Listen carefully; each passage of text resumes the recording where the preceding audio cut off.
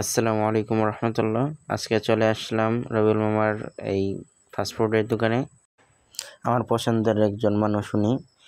আজকে ওনার এখানে খেতে আসলাম মচমচে ভাজা পেঁয়াজু, সিঙ্গারা, হালিম।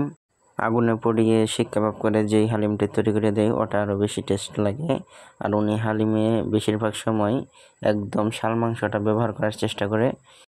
তার পরিষ্কার পরিচ্ছন্নতা দেখে আপনিও মুগ্ধ হবেন, আমিও মুগ্ধ হয়ে ওনার দোকানটাই বেছে নিয়েছি। বাজারের প্রায় সব মানুষই তার থেকেই খায় এবং উনি যেইভাবে ভাজে এবং ডালগুলো পুরিগুলো বানায় এগুলো খুব সুস্বাদু হয়ে থাকে।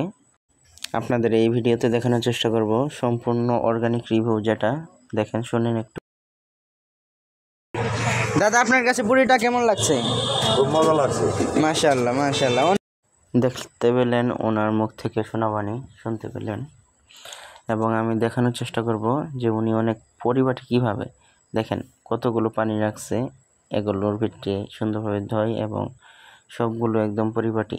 এবং ওনার দোকানের চতুর্পাশে কাঁচ দিয়ে মোড়ানো যাতে ধুলাবালি না যায়। আর উনি একদম নম্রভদ্র, সুন্দরভাবে কথা বলে এবং ওনার আচরণটা অনেক মধুর লাগবে। তো আপনারাও এখানে আসতে পারেন, যদি গাইবান্ধা বাজার আসেন ওনার এখানেও আসবেন, একটু খাওয়া দাওয়া করে যাবেন। তো ওনার সাথে কথা বললে আপনারও ভালো লাগবে। আমিও নিয়ে নিয়েছি এই ডালপুরিটা, অনেক সুস্বাদু। আমি মাঝে মধ্যে এখানে খাই। আসলে এটা হচ্ছে ডালপুরি, সেই সাথে